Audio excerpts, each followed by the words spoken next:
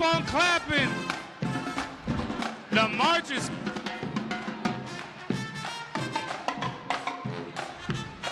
Huh, hey.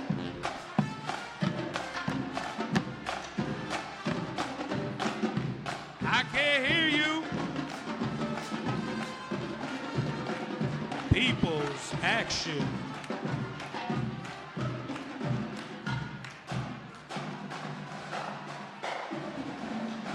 Who are we?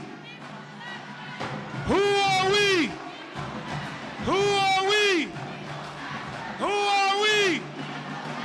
Who are we? Who are we? Who are we? Sí se puede. Sí se puede. Sí se puede. Sí se puede. Sí se puede.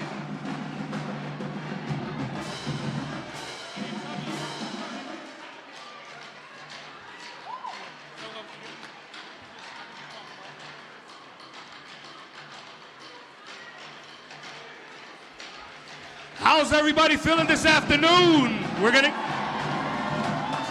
I'm not convinced. How's everybody doing this afternoon? I'm gonna ask you one more time. Who are we? We're gonna try that one more time so everybody that hasn't got here yet can hear us in the hallways. Who are we?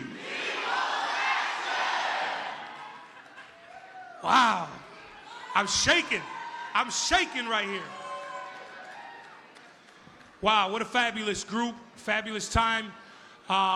Just a little bit of some notes. Everybody in the first 3 rows, those seats right here in front are for people that are running, are candidates. So please, if you are not running, can you sit behind the 3 rows? But everybody else that is running and that is coming up, or that's coming in, can you please just come in and fill in the first 3 rows on both sides? A lot of beautiful faces out there. We're definitely blessed on this Monday afternoon.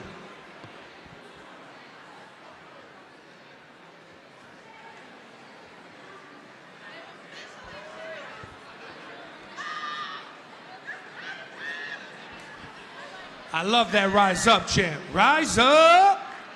Rise up! Rise up! Awesome, awesome. Again, for people that are coming in, if you are a candidate, you are running, we're going to be taking a pledge in front of everyone, so please make your way to the first 3 rows. And can you please squeeze in? We have a packed house. We want to make sure everybody is seated in their seats.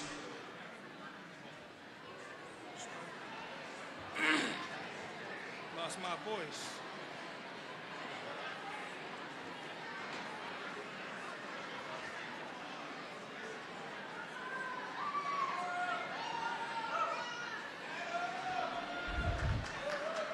We're going to get this show started. Who are we? Who are we? All right. Well,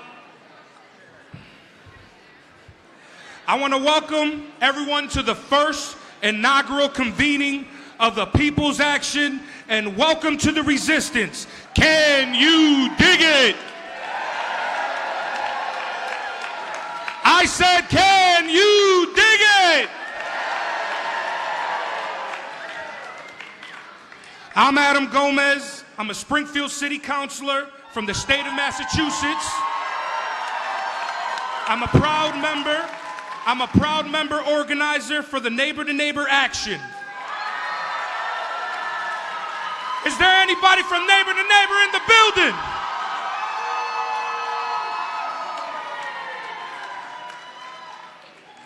I was born and raised in Western Massachusetts, a birthplace of basketball, yet representing the poorest district, Springfield, home to the Indian motorcycle, authors like Dr. Seuss, and more importantly, home to the diaspora of Puerto Rico. My family was one of the first to settle in this region, It was my grandparents who migrated here looking for work on the tobacco farms in the 1950s. I was born to the youngest daughter of 9 siblings. My mother, Eva, was the firstborn, and ironically, she called me Adam. Growing up into the concentrated Puerto Rican neighborhood, I never experienced what it was not to grow up around family, culture, and music.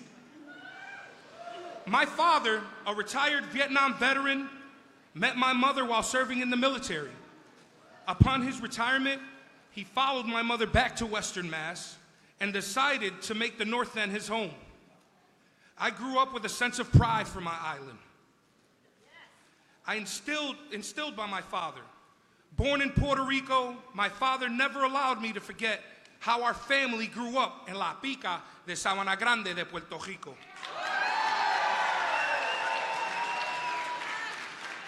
As I grew up in the north end of Springfield, running the streets of El Barrio, one could smell the presence of the aromatic food wafting at the table from our neighbors' windows, or a melodic salsa music which filled the air, and the sounds of the celebrated annual events. I'm proud of our island, and I learned the importance of being a Puerto Rican American, and how our history encouraged the man that I am today. I experienced hard times. When I was 17, I made some mistakes. I ended up in handcuffs, charged as an adult, and stripped of many opportunities and rights. The results of those mistakes took shape of my financial struggle and my homelessness. I worked odd jobs and wandered in life and went through some things that is hard to talk about, but that's okay. But ultimately, I found faith. 2 years ago, I never thought I would be here, a father, an organizer, a Latino city councilor from the poorest district in Massachusetts.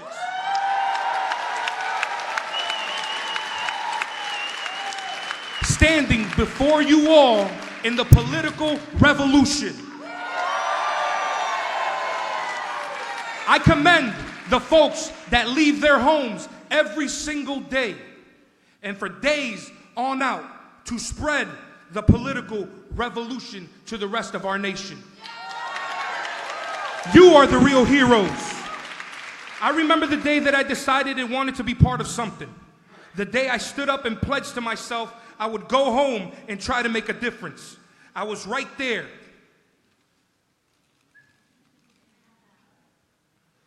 I was right there. And I stood up and I told myself, once I heard the gentleman from Reclaim Chicago, Mr. Carlos Ramirez Rosa,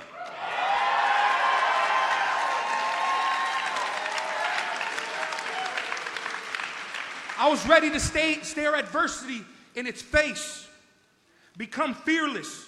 I stood up and took one of those cards, and I filled it out, and I surrendered to my fears and said to myself, I'm ready for whatever's next.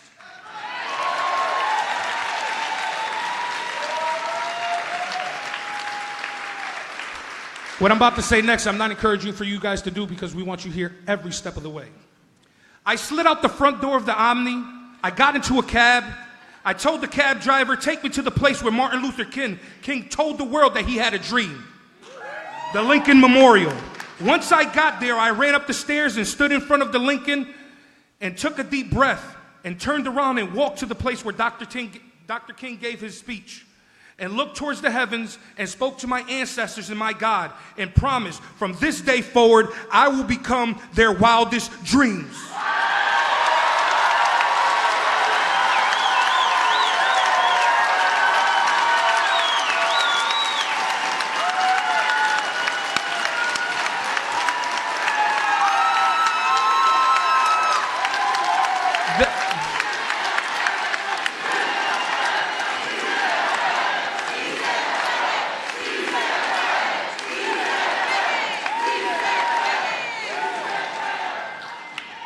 I only got 8 minutes, guys, chill. No, I appreciate it. That I could stand for justice and that could fight every step of the way against oppression, injustices, and hypocrisy. I went home after that time and seized an opportunity. A city councilor in my city was not trying to be transparent with the rest of the community about a jail they were trying to place in a neighborhood full of kids and houses and homeowners.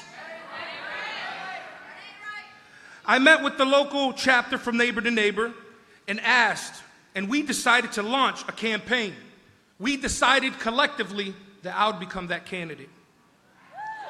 With 80 days left, 7 days before the signatures were due, we filled the nomination papers out, and in time, we got on the ballot. We ran a hard, successful campaign against a 3-time incumbent, and then I was elected the new Ward 1 Springfield City Councilor.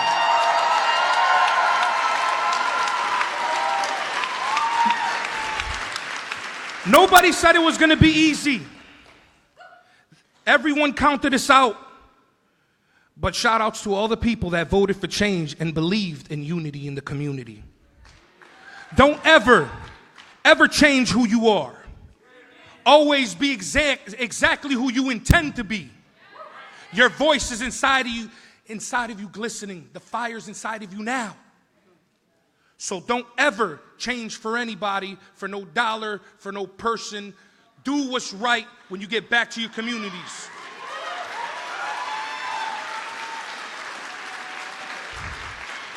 Our nation will celebrate its diversity by welcoming and supporting immigrants and refugees from all nationalities, religions, and backgrounds.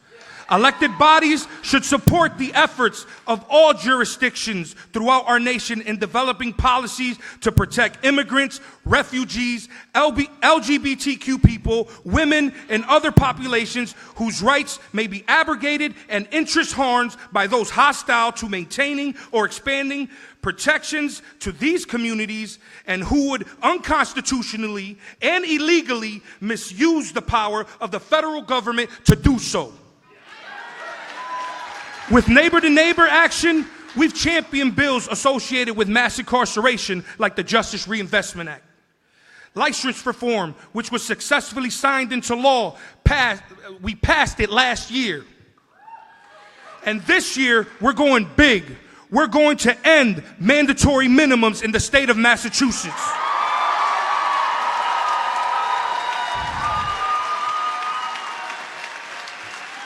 We also closed down a coal plant in Holyoke, Massachusetts, bringing environmental justice to that city and to that area.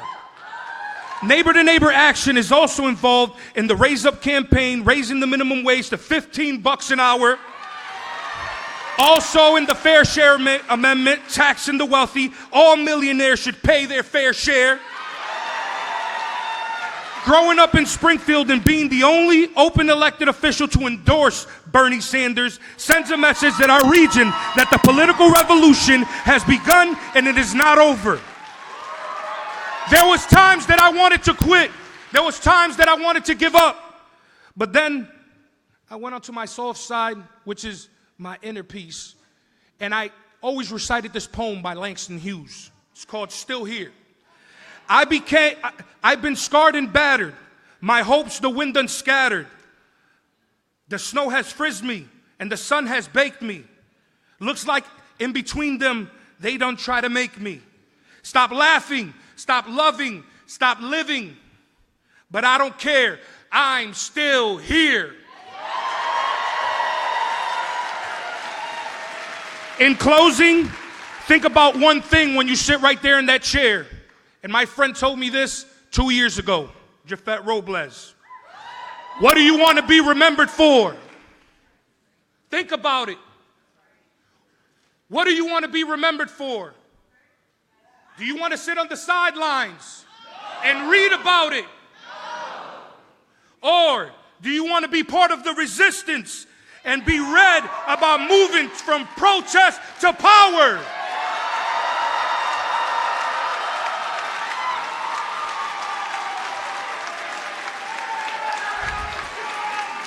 Welcome to the revolution. This is the revolution. The time was yesterday. The time was before last November. The time is today. This is the people's action. It's rise up, my brothers and sisters. Rise up. Can you dig it?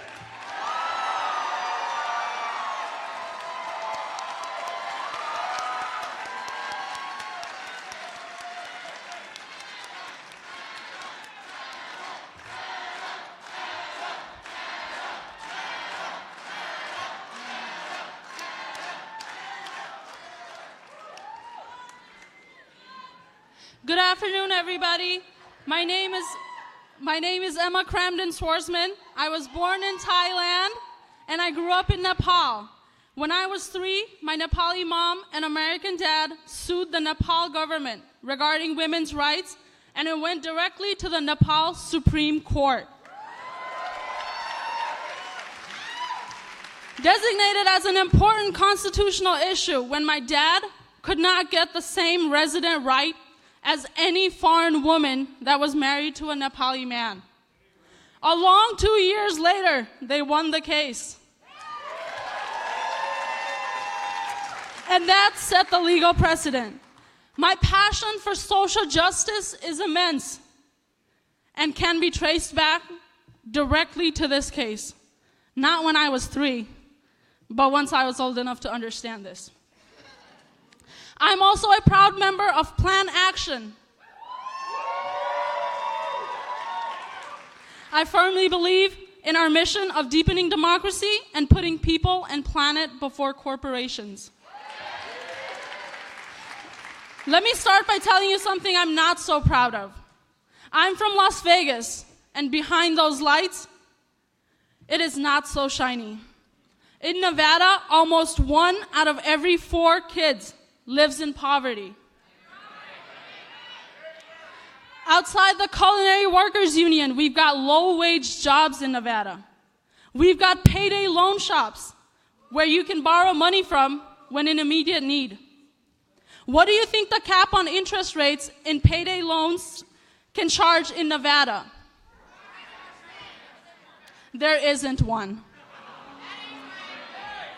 There are planistas like Miss Diana who uses payday loans for her rent to avoid homelessness. She has a college degree, but due to health issues and poor public transportation in Las Vegas, the only job she's able to keep is the one at McDonald's that pays her less than $9 an hour. You know what else makes me angry? In Nevada, 48% of the population are people of color. But according to Reflective Democracy's website, who leads us, only 17% of the representatives are people of color. Hundreds of planistas like me registered 6,000 voters and discussed people power with them and why they should vote.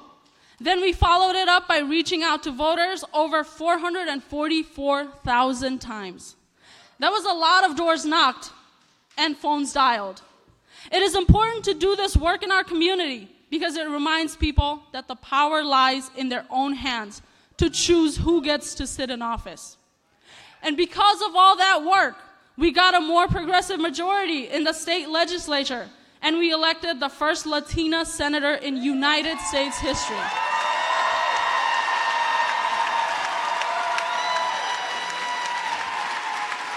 You know what that means? We didn't stop.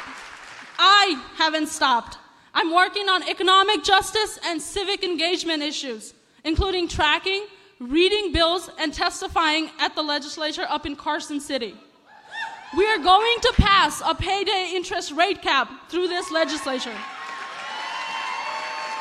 so poor people aren't ripped off by those sharks. And we are also passing automatic voter registration. So almost everyone who wants to vote is already registered.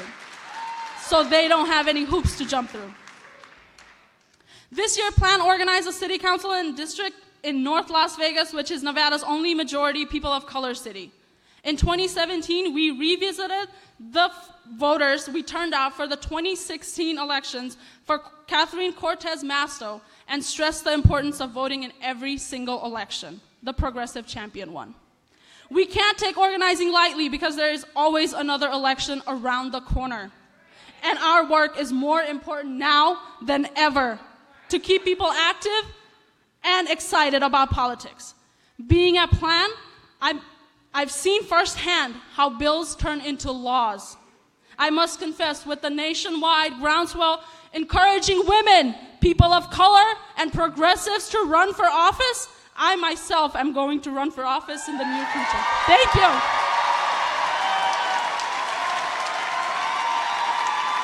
Thank you, Emma. Thank you, Emma.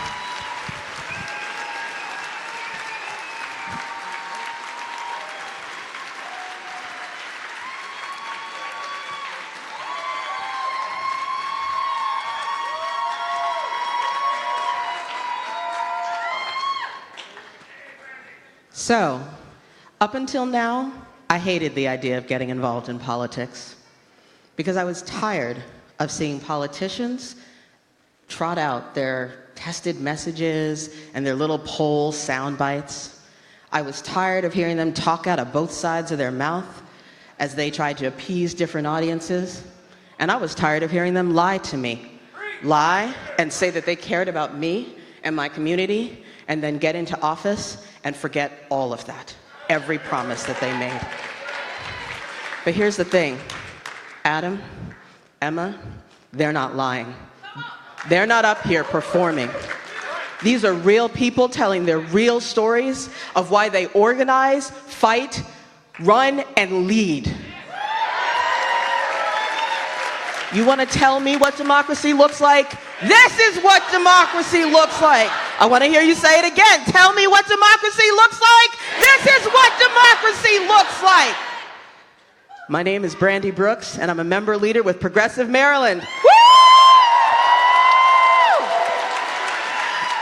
I want to thank you all for coming to the DMV. That's what we call DC, Maryland, and Virginia, and showing that it is possible for us to move from protest to building real power that reshapes our cities and towns, our states, our counties, and our entire nation. I am here because movement politics is a politics that I can believe in. I will door knock for this. I will phone bank for this. I will volunteer for this. And in 2018, I will run for office for this.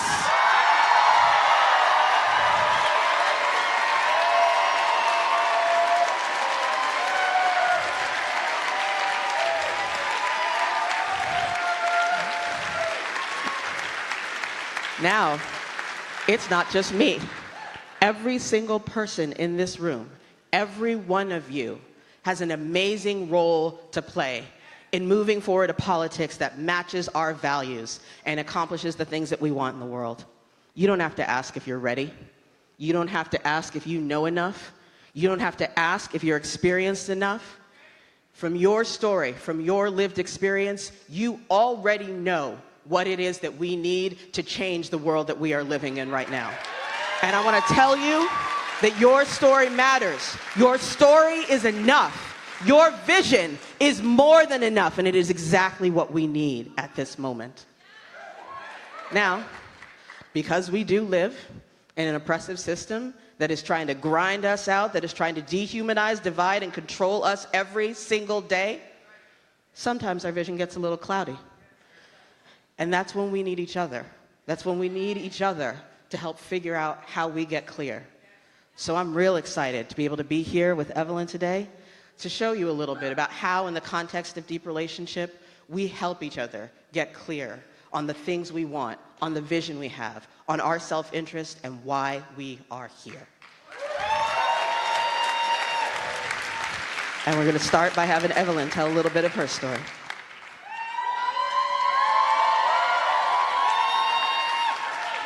Hello, everyone. My name is Evelyn, or Evelyn, and I'm a Women of Color Strategy Leader at Take Action, Minnesota.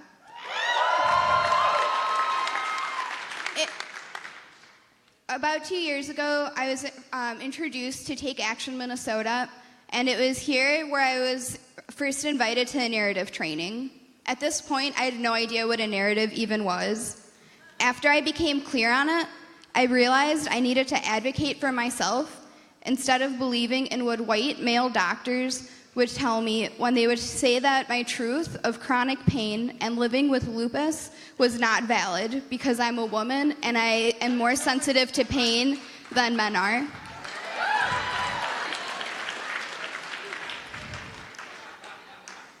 But it's time now that I, as a queer Latina living with a disability,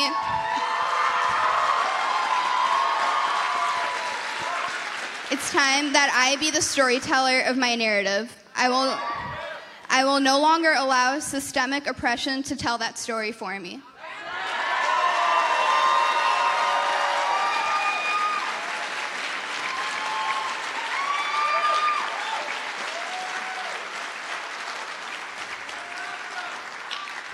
So Evelyn, we're here. We're talking in front of 1,100 people. How you feeling? I'm feeling very nervous and anxious. Okay. Tell me why you're feeling anxious. I am anxious about telling my story, and I'm nervous because I've been told for so long that my narrative isn't real, and it's still something that I'm trying to learn to accept that it is real. Yeah. We've been talking about that a couple of times this week, that you have had so many people tell you that your story isn't real, that it doesn't matter, that it doesn't count. It matters. That you've started to believe that you aren't enough. And you're fighting it, but you've started to believe that you aren't enough. You are more than enough. I want you to hear that.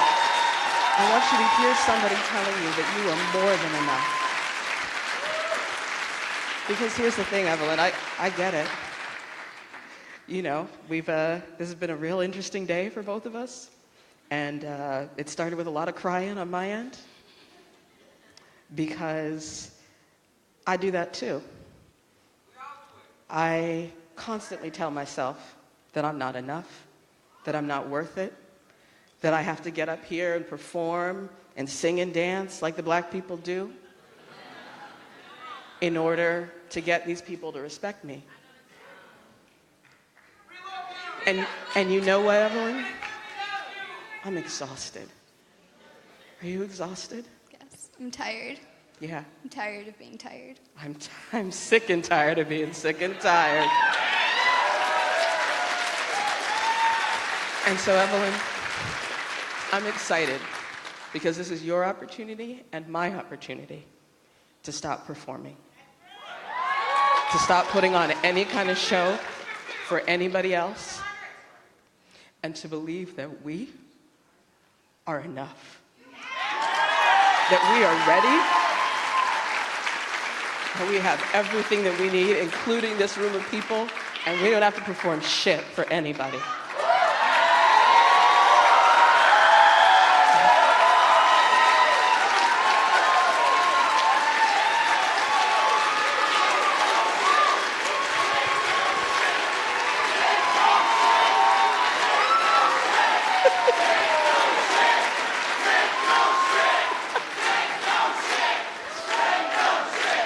So, I want to tell y'all something.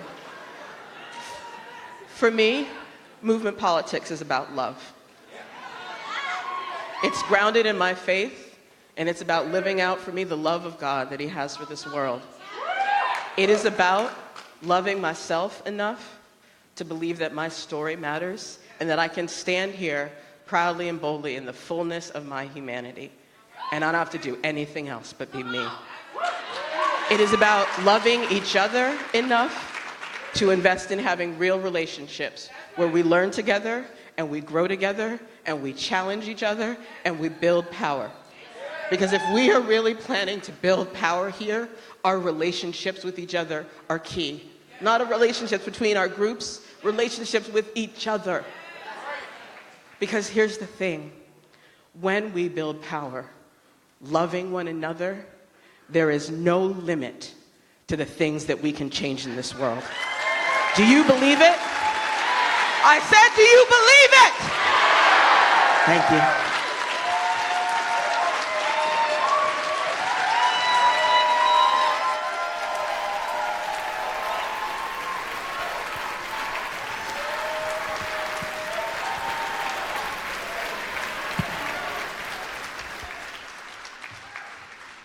praise to our sisters just came down. Good afternoon, comrades. It's an honor to be here to witness and to speak to this beautiful collection of struggle and resistance that we have today. And also in the presence of our ancestors who fought and died before us, including those who are the original peoples of this land. My name is Rafael Nevada, and I'm the National Political Director for the Communication Workers of America.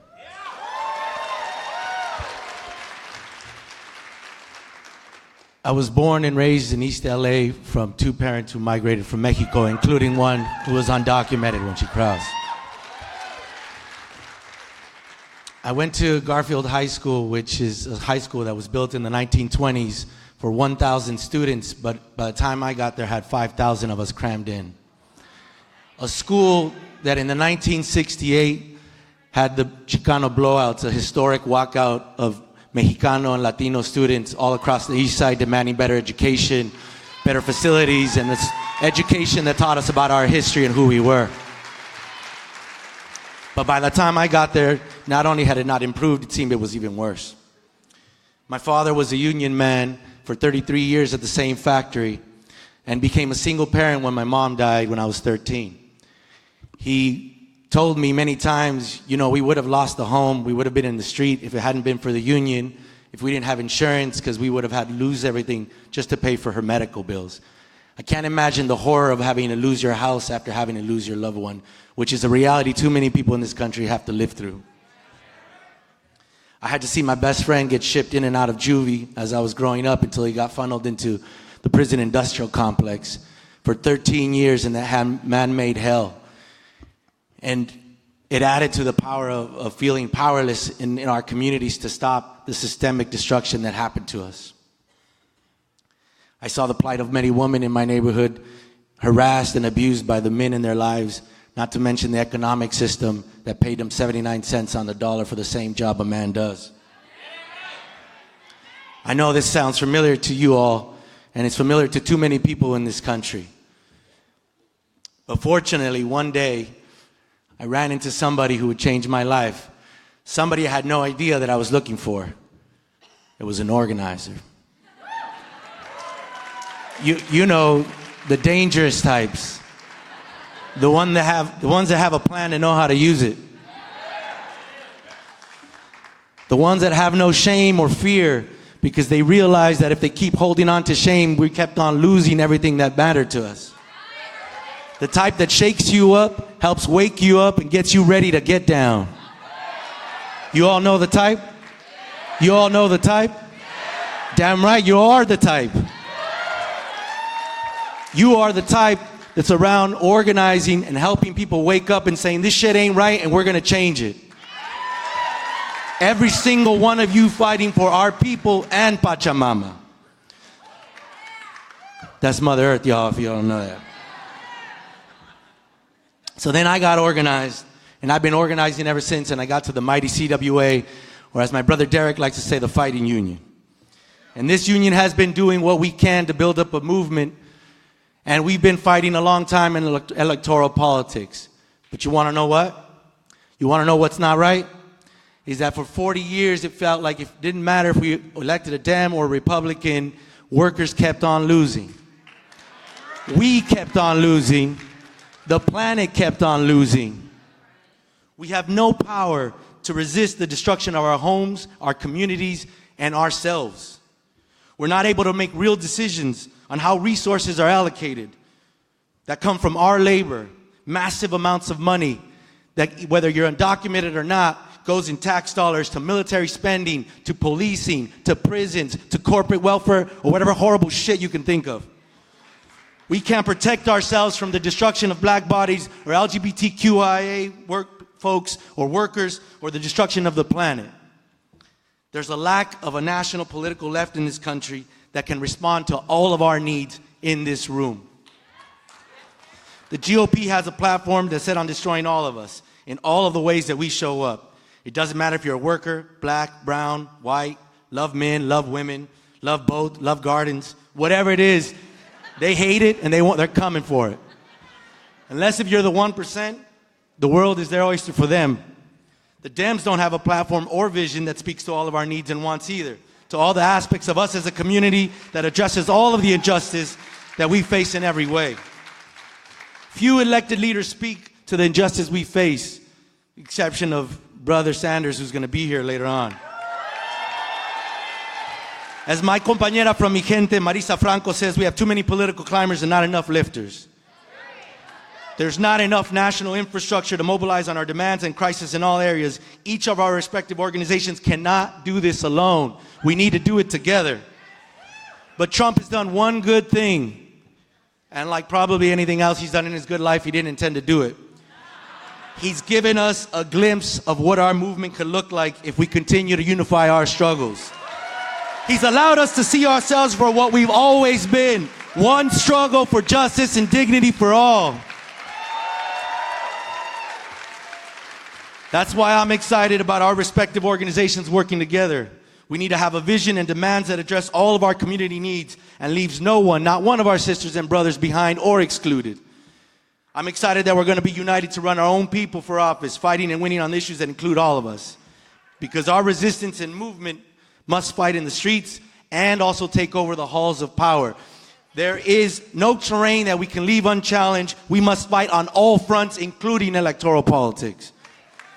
We can lift up our leaders that fight with us on the streets and have them push back on the elected officials that don't represent us and shame them for their cowardice and their lack of commitment to our communities. Create a proactive narrative within our community of who we really are. When we speak, we redefine what's possible, what is acceptable, and the actual policy positions that we demand. We're not doing this to elect somebody. We're doing this to build and take power. The election is the footnote, not the headline. And I'll close with this. Imagine at the end of the next year, we have more of our respective leaders working together, fighting for our collective vision. We already have, to name a few, folks in Minnesota with Take Action, in Iowa CCI, Lucha in Arizona. We are struggling already, and we got to expand the amount of times that we're working together. And even if we win, lose, or draw on any election, we are stronger after each one. We have more capacity, we have stronger relationships, and we have more power to push our agenda and our collective vision forward. That future is the one we must fight for, comrades. That's the future we can build together. The future is ours. Let's start taking political power so we can make it so. Power to the people, y'all. Power to workers. Por un mundo que para muchos mundos hasta la victoria siempre. Thank you, brother. Thank you so much.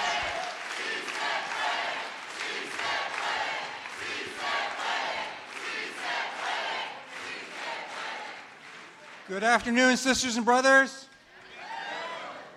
My name is Ken Zinn. I'm the political director of National Nurses United. And I'm also a proud member of the board of Reclaim Chicago. I am very happy on behalf of the 150,000 registered nurses in NNU across the country that we have forged a strong bond of solidarity with People's Action all across this country. Someone asked, where do the politics of NNU come from? And I can tell you right now, they stem organically from the experience of our registered nurses at the bedside in acute care hospitals around the country. For the vast majority of our members, nursing isn't just a job, it's a calling. Nurses care for their patients at their most vulnerable. They help bring us into this world when we're born. They help care for us when we're on our deathbeds, and they care for us when we're sick and we're injured in between. It's not uncommon for hospital patients to confide in their nurses in a way they won't even confide in their priest or their rabbi. And because nurses in this country work in a healthcare system driven by profit, it makes it even more important for them to be advocates for their patients. On a regular basis, nurses have to fight hospital managers to make sure their patients get the care they deserve. That ain't right. But we know while it's essential to carry on that fight inside the four walls of the hospital, it's not sufficient. That we have to be advocates for our patients and their families and their communities out in the streets, right? Out into the state capitals and in Congress as well. Nurses probably understand more than most that simply treating the symptoms is not sufficient. You have to deal with the patient holistically, and you have to get to the root cause of the disease. That in fact the origin of the word radical is getting to the root cause, as any oncology nurse or oncology patient knows. You've got to get to the root. To be effective healers, we, all of us, have to go to the root causes of what afflicts this country and this planet. And it's an economic system, call it capitalism, call it neoliberalism, that prioritizes profits over people, that extols the virtue of the market at the expense of the community. Indeed, it's an ideology and it's a system that often denies the very existence of community. So I am proud to be in a room, this room, with people who understand that we have to reject that. We have to resist that, and we have to build a different kind of politics centered on solidarity and respect and community. It's a politics that embraces at its core the wise words of Frederick Douglass, who said that power concedes nothing without a demand. It never has and it never will. It's a politics that takes on the 1% on Wall Street and the corporate suites and stands with the 99%. For health care as a basic human right, for racial justice and gender justice and workplace justice, for a politics that demands an end to police brutality and mass incarceration. It's a politics that demands that we do business in a way that does not destroy the planet for future generations. That's why we have joined forces with you in founding Reclaim Chicago a few years ago.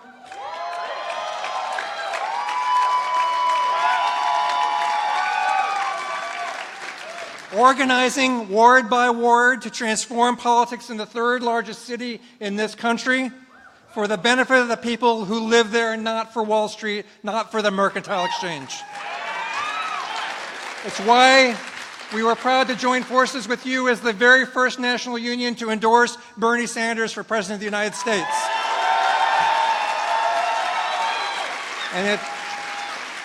And it's why we are eager to continue our work together to focus on values-first politics. That makes the movement the center of our politics, not the personalities of the candidates. And to do that, yes, we have to resist Trump. We have to resist the Republicans in Congress and in the state legislatures and in the governor's houses, but that's not enough. It's essential that we resist, but it's not enough that we resist. We have to build a movement for social change that can not only win elections, but can win them with candidates who are from the movement, who embrace the movement, and who will be accountable to the movement. That's the only way we're going to make lasting change in this country and around the world. We have to get out of our silos and build this movement person by person, street by street, ward by ward, community by community. Let me end by saying, to ask the question, how many of you were at the People's Summit in Chicago last year? So all of you who didn't raise your hands, go talk to those folks. Because we had 3,000 people there who were there to talk about movement building in this country. And this year, we're going to do it again this coming June.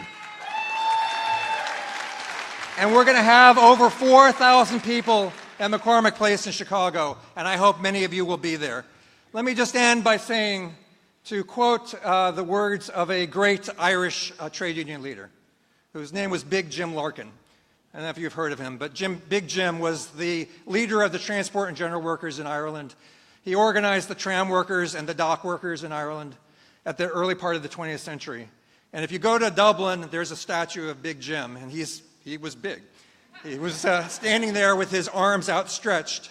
And he said, and this was a quote from the inscription on the statue is from a speech that he gave in 1914. And he said, "The great appear great because we are on our knees. Let us rise." Brothers and sisters, let us rise. Thank you very much. Thank you, brother. Thank you.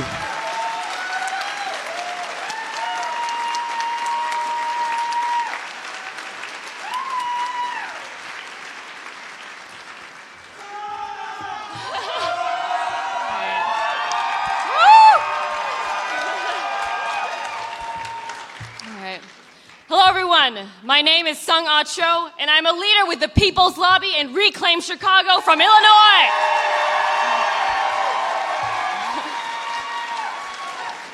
It is truly incredible to be here with all of you today. A year ago, I could not have dreamed a room like this existed, let alone imagine I would have a place and a voice in it. I am a Korean American and female, a proud daughter of immigrants. But my family was suffocated by the need to hide our struggles in this brutal neoliberal world. We could never speak about weakness or show our need. So years too late, I found out that my mother, my sister, my father, and I had struggled through depression, debt, divorce, bankruptcy, and illness alone. My mother passed away from cancer when I was 13, and in our first and last real conversation, she told me in tears that she blamed herself for her failure for raising me to be too selfish and unfeeling. I carried around the weight of that failure for years. And I finally know now, more than a decade later, that I did not fail my mother, that it was not my fault, that I did not have and could not provide the community and security and support that my family needed.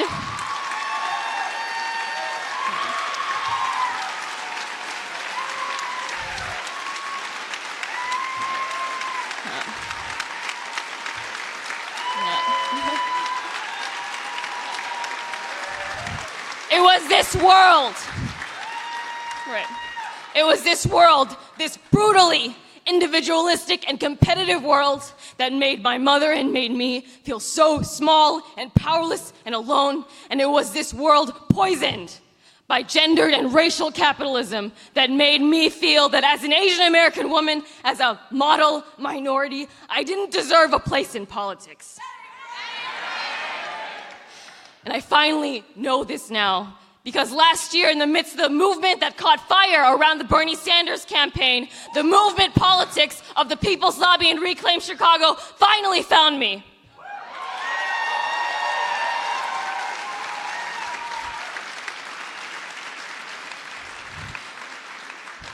Do you remember the first time someone asked you about your story, your life, like it really mattered? Do you remember the people who believed in you and challenged you to take risks and become powerful in ways you never imagined? And do you remember what it felt like to begin doing that for others? I remember every one of these moments and the people who made them possible this past year, and it has been the most liberating and powerful experience of my life.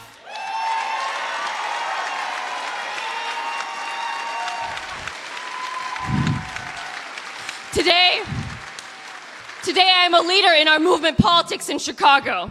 I am not a model minority. I am a leader of color. I have a place in politics, and I have a stake in this fight.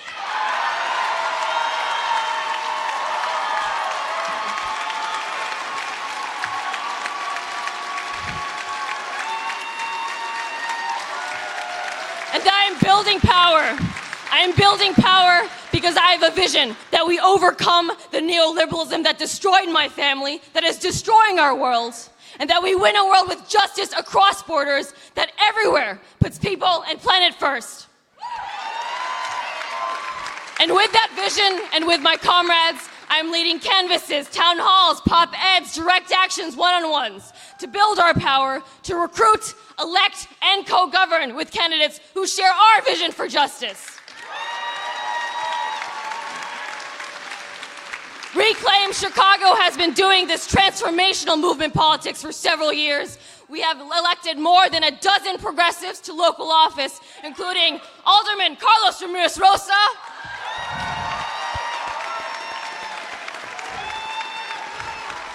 Cook County State's Attorney Kim Fox, and State's Representative Teresa Ma.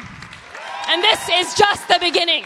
In 2019, we will run a candidate slate to sweep political power in Chicago in our biggest campaign year yet. That's right. A year ago, I could not have dreamed this room existed, and today I am in this room with all of you, leading and planning how we are going to make tens and hundreds and thousands of rooms like this possible, how we are going to reach the millions of people across the U.S. and the billions of people around the world who feel just as small and alone as powerless as I did last year, but who we could bring into a movement politics that is as liberating, as powerful, as diverse and global as the vision of the just world we are fighting for. Are you with me?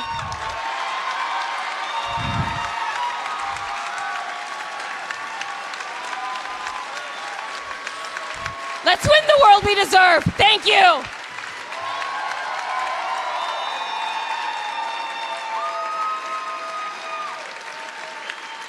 Thank you, sister. Thank you. Wow.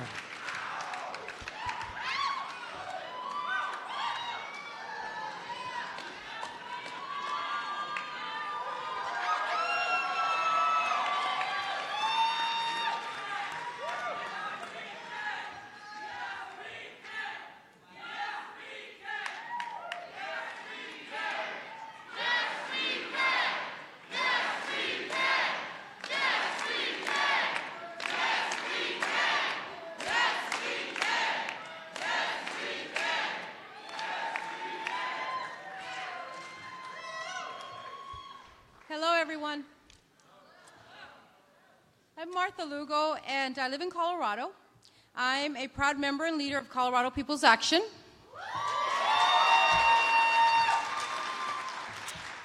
As the daughter of a Mexican immigrant, I saw injustices that my mom suffered as a janitor.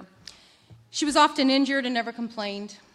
She always worked overtime and never got paid.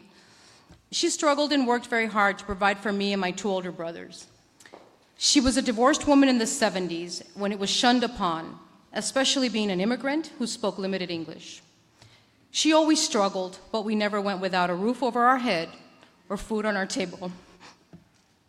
We did, however, have our heat and electricity shut off from time to time.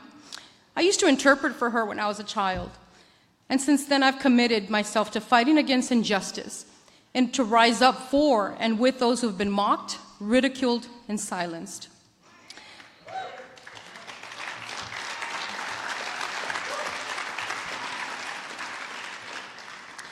I'm currently a PhD candidate. Imagine that, the janitor's kid.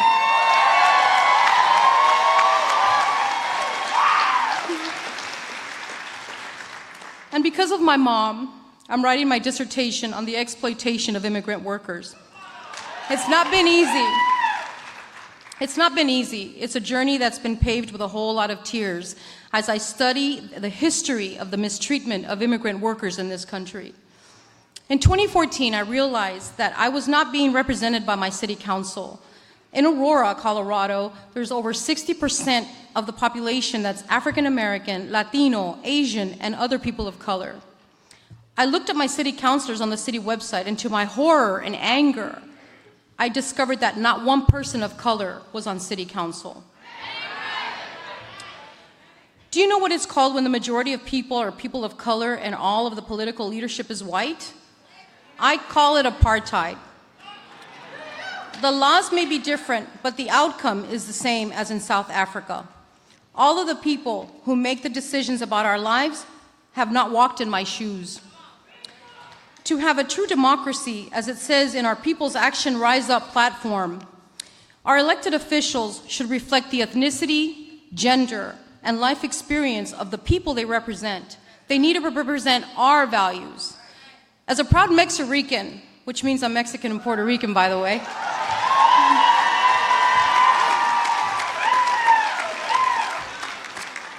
it makes me sick to my stomach that we currently have city councilors who scoff at Aurora residents when our residents are asking the city of Aurora to declare itself a sanctuary city. It is completely outrageous to me that a city that is hugely diverse, a city that is hugely diverse and has councilors who say those illegals in town hall meetings and city council meetings. These politicians clearly don't believe in servant leadership, much less true democracy where everyone has power in their community regardless of their race or immigration status. So I decided I shouldn't just talk the talk. It's time to walk the walk. After talking about it with my Colorado People's Action brothers and sisters, I am proud to say I just filed to run as city councilor.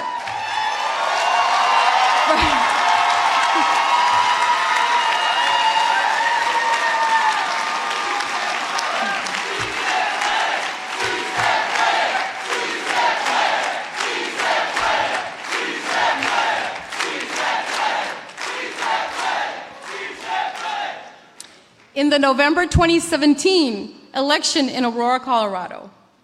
As a city councilor, I know that I can be a voice for those who look like me and live their lives with the same challenges as me.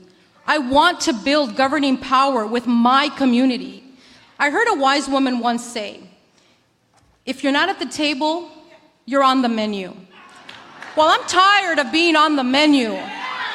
I'm tired of older, rich, conservative white men making decisions for me and people like me. I'm sure you are too, right? But I can't do it alone. That's why I've committed to run as part of the People's Action candidate slate on our Rise Up platform.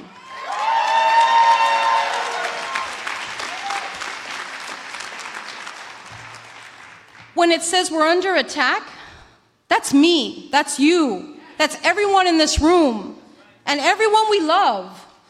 When it says racism is deeply embedded in our society, in all of our institutions, I felt it every day of my life as a Latina, in the outward discrimination against immigrants and other women of color. When it says we rise up for a system that reverses the concentration of wealth and historic income inequality and allows workers and small business to thrive, I think of my mom cleaning floors back home in El Paso, Texas, and struggling to feed me. When it says we rise up for truly a representative democracy, well, that's why I want you all to join me in running for office to fight a political system where we take big money out and put all people in, all in. Everyone votes. Everyone gets power over our government. This Rise Up platform is for us. It's for the people. Thanks for allowing me the privilege and honor to share my passion for social justice with you today. Resist onward, my brothers and sisters. Let's move from protest to power, and let's win this November, and every November after that. ¡Sí se puede!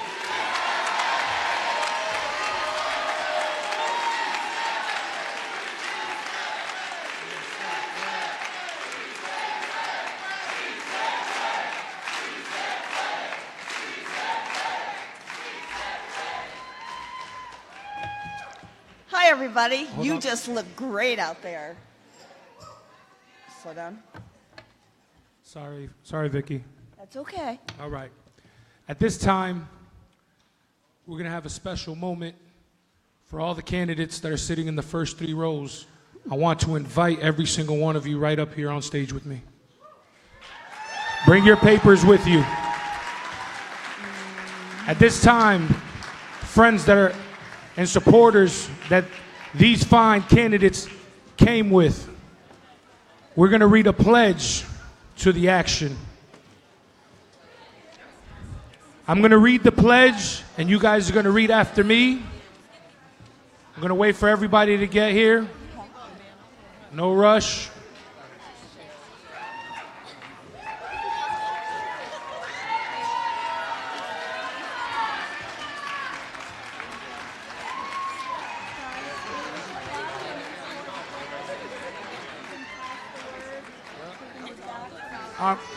I'm sorry. Can we be? This is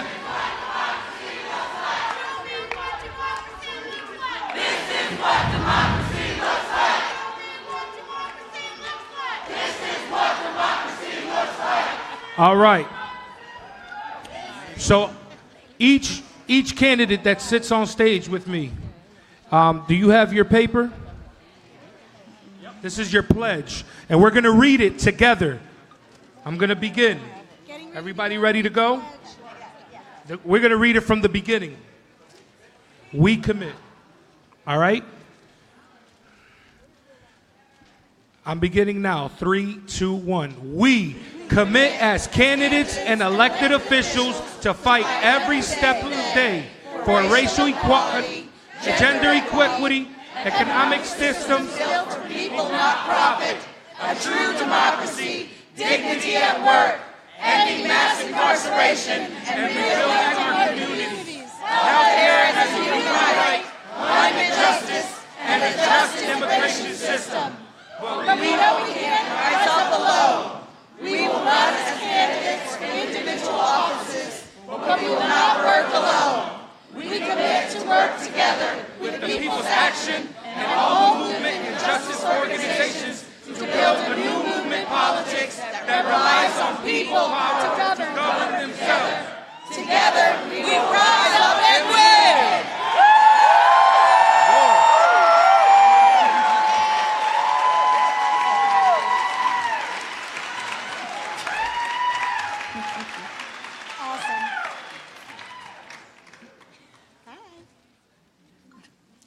I think I didn't read the other side.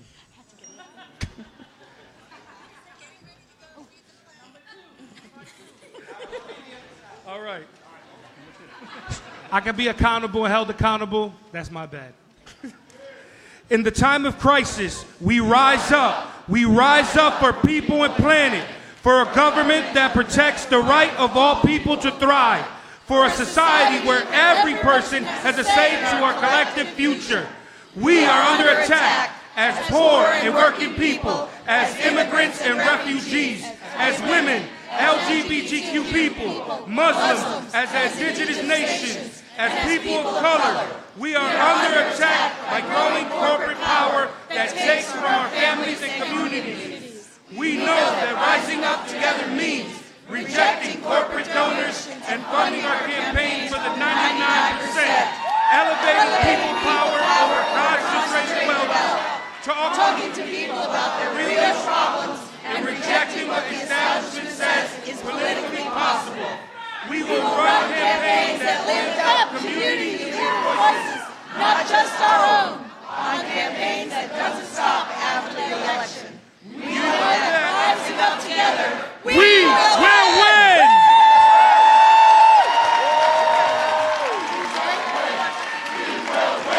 We will win!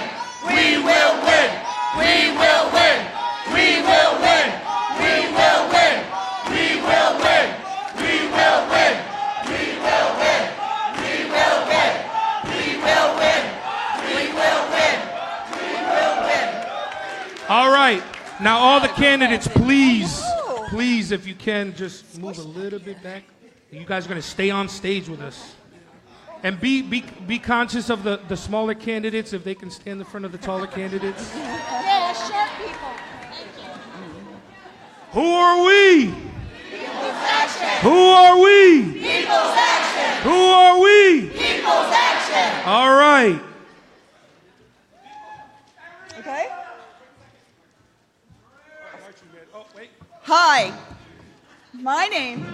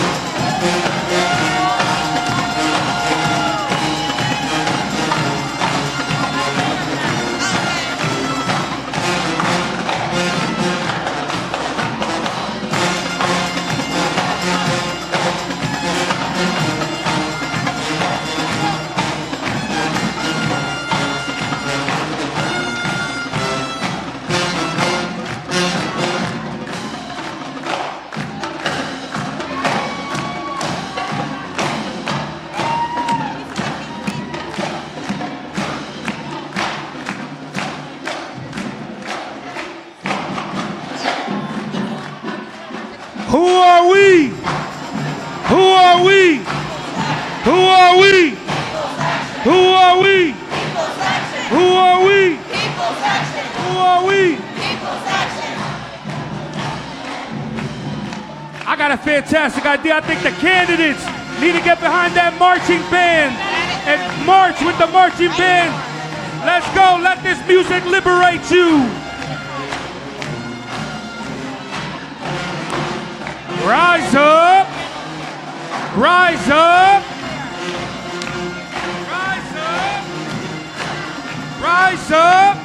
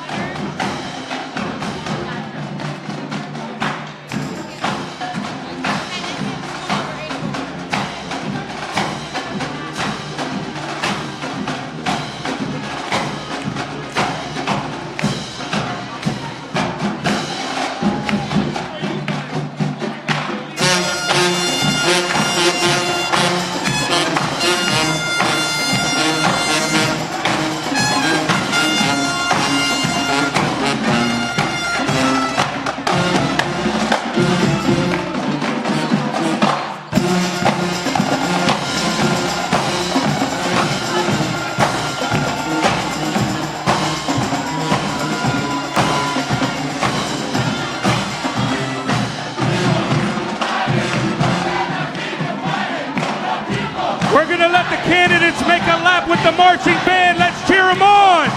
Let's cheer these people on. Let's go. These are our candidates. These are People's Actions candidates.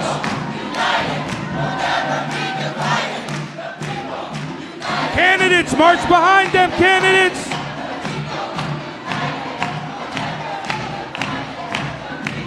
United will never be divided. The people united.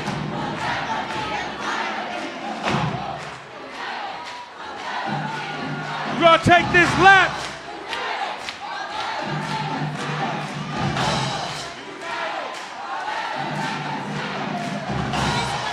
Candidates, we're moving to the left. You're gonna go against the grain.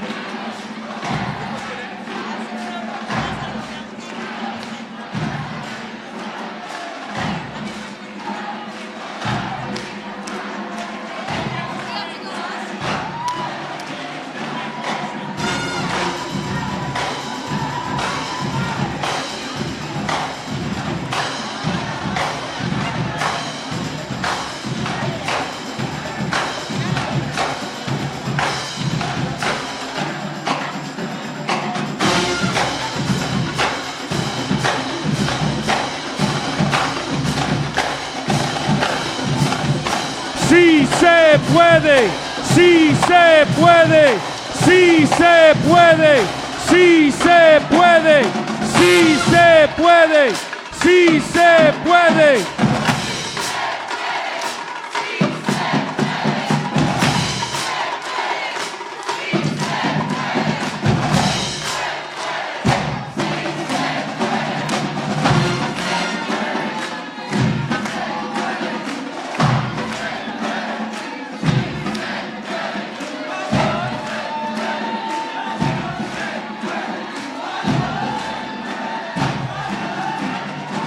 Rise up, rise up, rise up, rise up, rise up.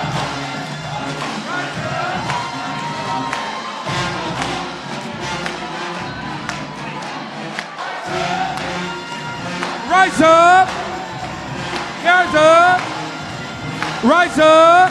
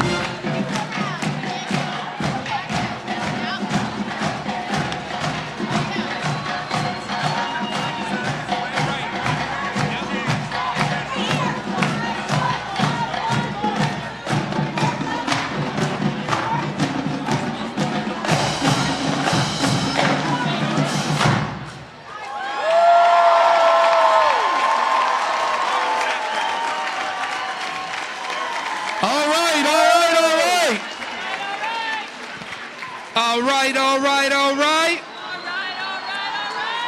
Can you dig it? Can you dig it? Wow. Now that's what a political revolution looks like.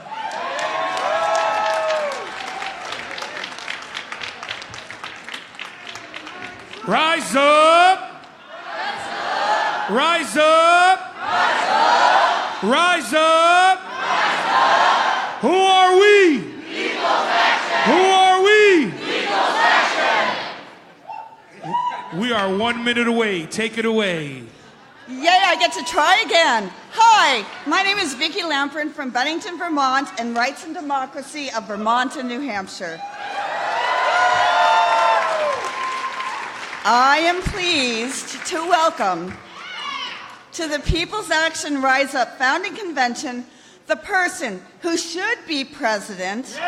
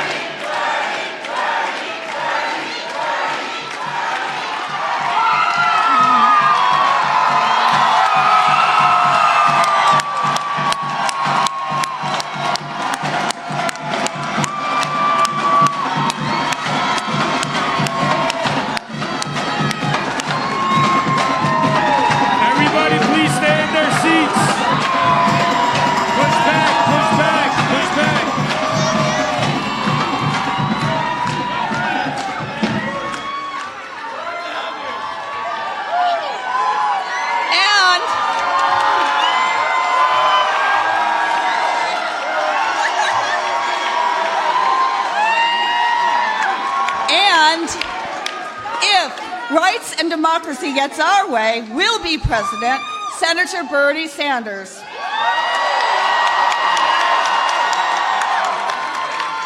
Senator Sanders has made a clear-eyed call for a political revolution in this country. Senator Sanders, we agreed with your call for a political revolution. We are here to organize a new economy and a real democracy that puts people and our planet before profit and has racial and gender justice at its core.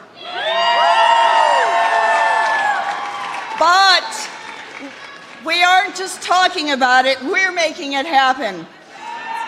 Up here on this stage, we have 72 people, including me, who have committed to run for public office in the coming years.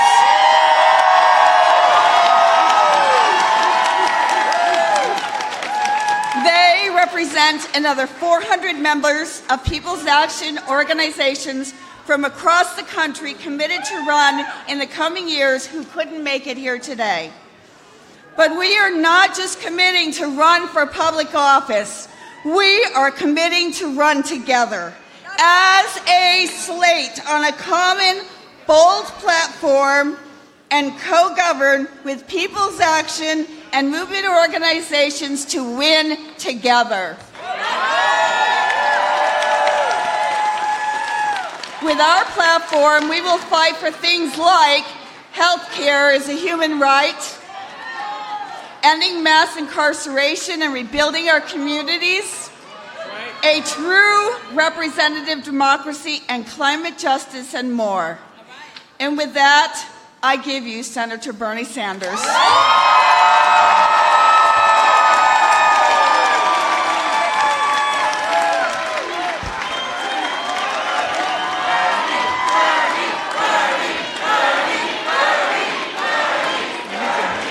Thank you.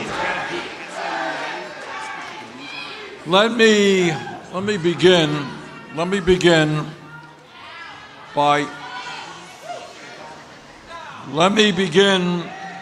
by thanking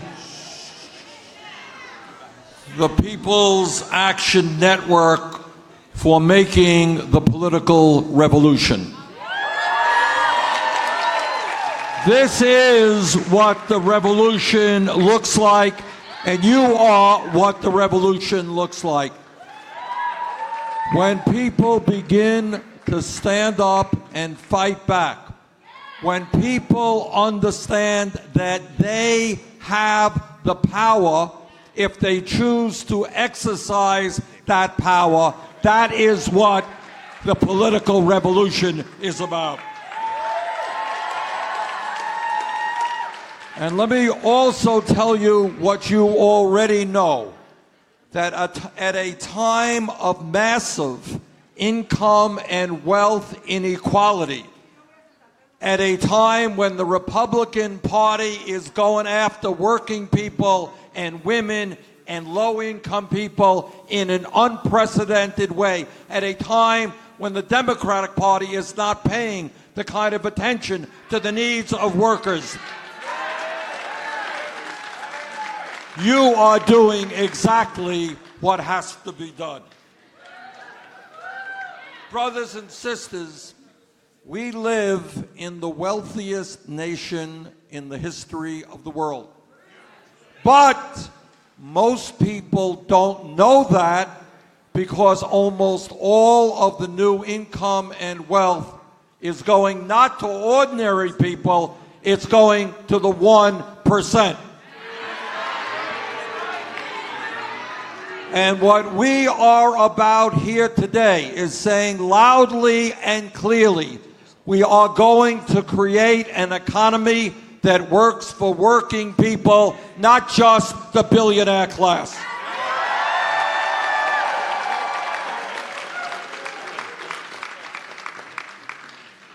The reality of America today is that sadly there is an enormous amount of pain in our country, pain that the media doesn't talk about and that you don't hear discussed in Washington very often.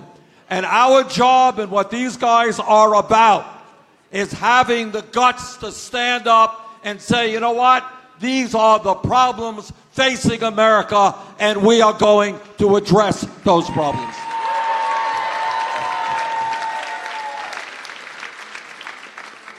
In America today, we have more wealth and income inequality than any major country on earth. In America today, and I want you to hear this because you're not going to see it on TV, the top 0.1% owns almost as much wealth as the bottom 90%. In America today, the 20 wealthiest people, 20 wealthiest, own more wealth than the bottom half of the American people. In America today, one family, the Walton family, owns more wealth than the bottom 42% of the American people. And when you talk about a rigged economy, all of you know that our Republican colleagues, they're out there saying, we don't like welfare, we don't like the people on welfare. Do you know which family in America is the largest recipient of welfare? It's the Walton family. And you know why? The reason is they pay their workers wages that are so low that many of their workers are forced to go on Medicaid, food stamps, and subsidized housing. You, the middle class and working class of this country, should not be subsidizing the Walton family. So I say to the Walton family, get off of welfare, pay your workers a living wage.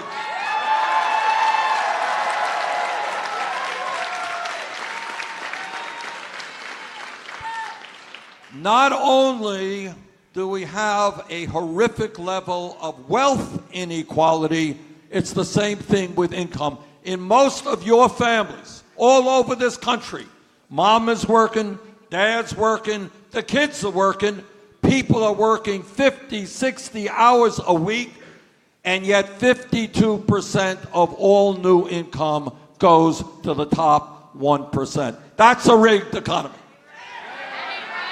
But it is not just a rigged economy. What these guys are going to be up against when they run for office is that you got a corrupt political system as well. So you have, as a result of Citizens United Supreme Court decision, you have billionaires like the Koch brothers able to spend hundreds of millions of dollars to elect candidates who represent the wealthy and the powerful. And that takes place from the presidency on down to the school board and state house. That's what these guys are going to have to be running up against. Now, they may have the billionaires and they may have the money, but I'll tell you what we got. When we stand together, we got the people united. And we are not going to let Donald Trump and his friends divide us up by race or gender or sexual orientation.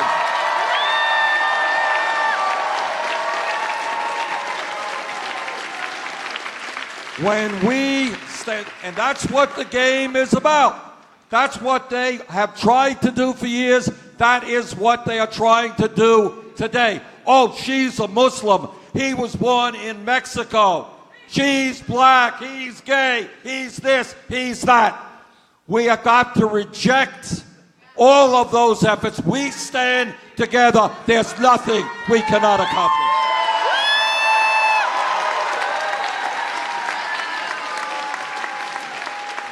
And I'll tell you what else we have got to fight. These cowardly Republican governors and legislatures, what they are trying to do is they not only are able to buy elections, that's not enough. They now want to suppress the vote, make it harder for people of color, poor people, young people, old people to vote. That ain't right. And I'll tell you why. Because they know that their agenda, what they stand for of tax breaks for billionaires and cuts to working people, nobody believes in that stuff. And the way they win elections is making it harder for working people and poor people to vote. And I say to those Republican governors, if you don't have the guts to participate in free, fair, and open elections, get out of politics, get another job.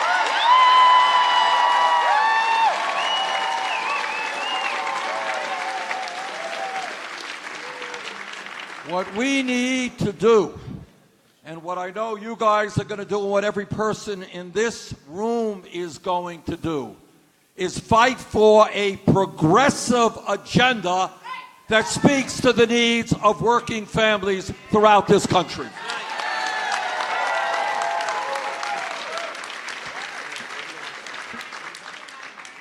Right now, we need an agenda that is prepared to take on the billionaire class, take on Wall Street, take on corporate greed, take on the insurance companies and the drug companies.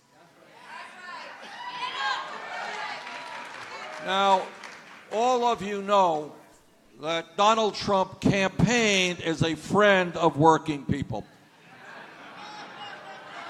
That's right, it is laughable. So I say to Donald Trump, you know, you're not a friend of working people when you support health care legislation which throws 24 million people off of health insurance, which cuts Medicaid by over $800 billion, which defunds Planned Parenthood, and which raises health care premiums for older workers. And in that same legislation, it gives $300 billion in tax breaks to the top 2%. That is not being a friend to working people. And President Trump, you're not standing with the working class when you propose a budget that over the next 2 years would increase military spending by $80 billion, despite the fact that we now spend more on the military than the next 12 countries combined. But in that budget that increases military spending, it cuts funding for after-school programs. for Pell Grants, for the WIC program, which was for low-income pregnant women and children, cuts funding for the Meals on Wheels program, which is for low-income senior citizens. What kind of morality is it when these people want to give tax breaks to billionaires, spend more and more on the military, and cut back on programs that the working people of this country and low-income people desperately need? Our job right now is not only to defeat all efforts to repeal the Affordable Care Act, we have got to do even more. And that means we have got to join the rest of the industrialized world, guarantee health care to all people as a right.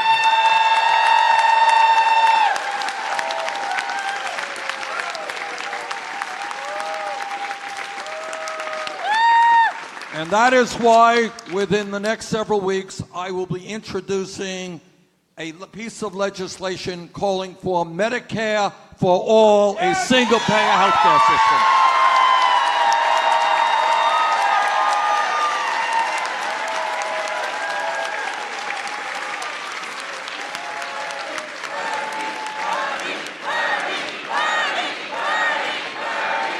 Now, you don't see this on TV as well, but we live in the only major country on earth, you all know that, the only one that does not guarantee health care to all people as a right. Why not? I live 50-mile Burlington, Vermont, and by the way, a shout out to the Vermonters and folks in New Hampshire here we are.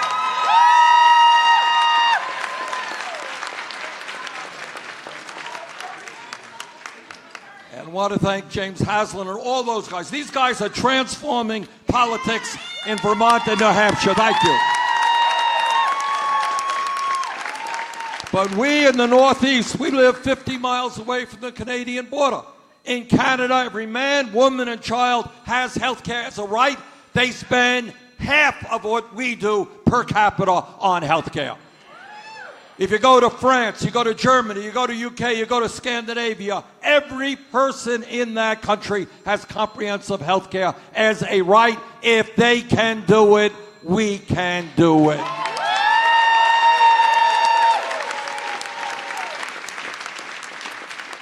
And in a progressive agenda, we are going to stop the greed of the pharmaceutical industry charging us the highest prices in the world for prescription drugs.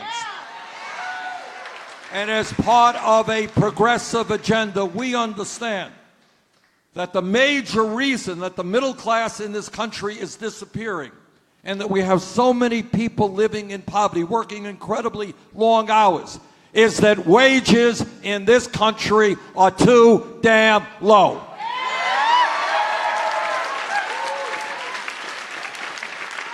In a few days, I will be out on the street with the people from Fight for 15,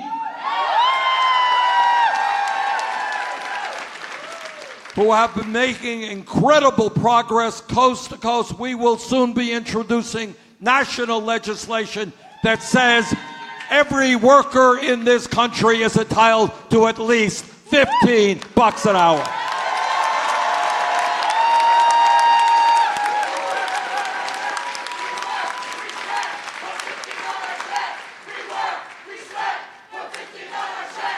Right.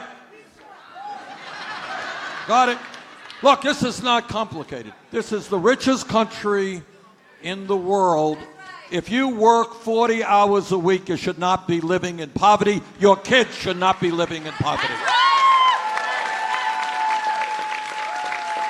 And when we talk about living wages and justice, we're going to end the absurdity, and I know that every man in this room will stand with the women ending the absurdity of women making 79 cents on the dollar compared to men.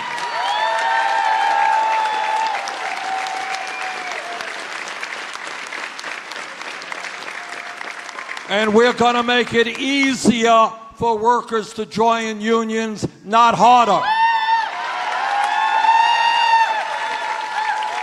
And we're going to tell Donald Trump and the other billionaires, no, they're not going to get tax breaks. They're going to begin paying their fair share of taxes.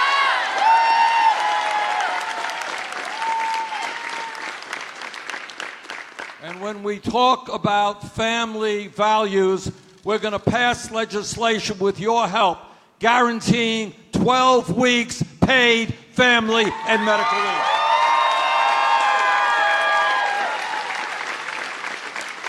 And because we understand that most of the new jobs being created in this country require a higher education, we're going to make public colleges and universities tuition free.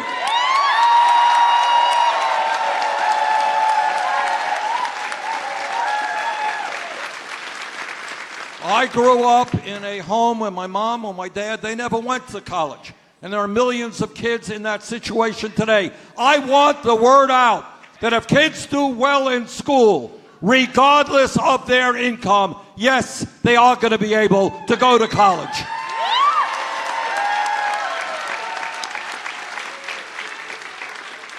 And yes, we are going to lower student debt in this country. And we are going to fix a broken criminal justice system.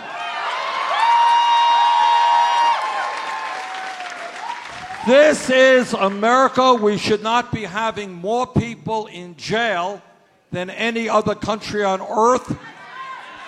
Disproportionately African American, Latino, and Native American.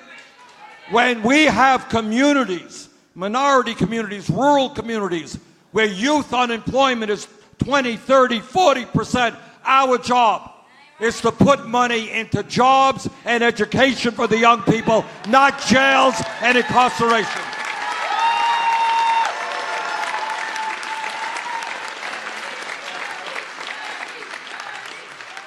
And we are not going to follow Trump's direction and scapegoat undocumented people in this country. Instead of scapegoating people who are working hard trying to raise their families, we're going to pass comprehensive immigration reform and a path toward citizenship.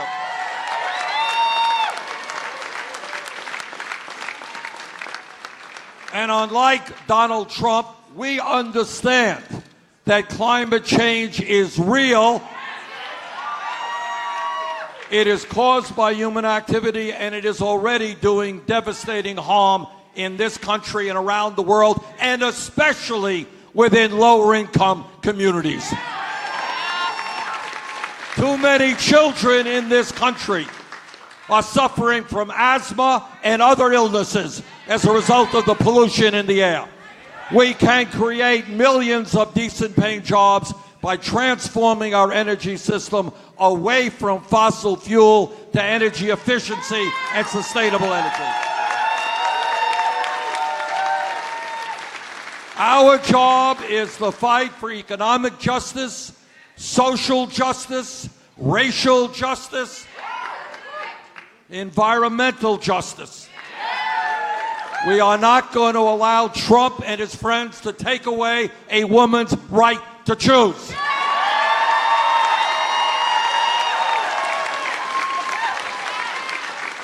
We are going to stand with our gay brothers and sisters against homophobia.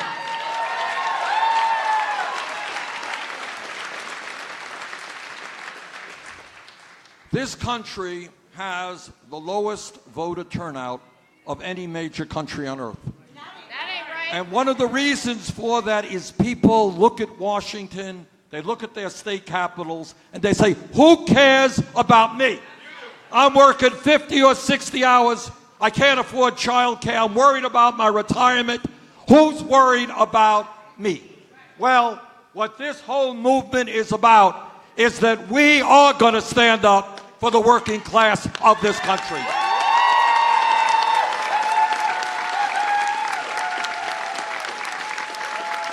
So what you are doing is inspiring It is extraordinary. You're waking up people. You're bringing people together in the fight for justice. That is exactly what we have got to do, and I have absolute confidence that with your hard work, we are going to transform this country. Thank you all very much.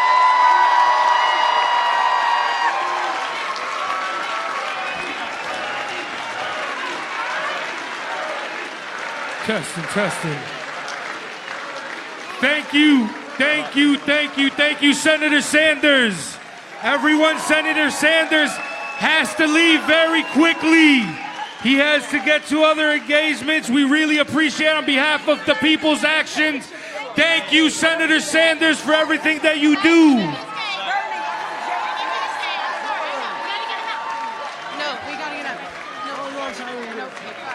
Who are we? Who are we? Who are we? Who are we? Everyone who thinks they might want to be a People's Actions candidate, please go to the Executive Congressional A and B. And the Palladium will be planning how to turn resistance into electoral power. In Executive, there will be Spanish language translations and a Spanish PowerPoint, so everyone who speaks Spanish should go there. Although it will be in English in that room as well. The rooms are wrongly listed in the booklet. Again, Senator Sanders has to leave. It's time to go to your breakouts.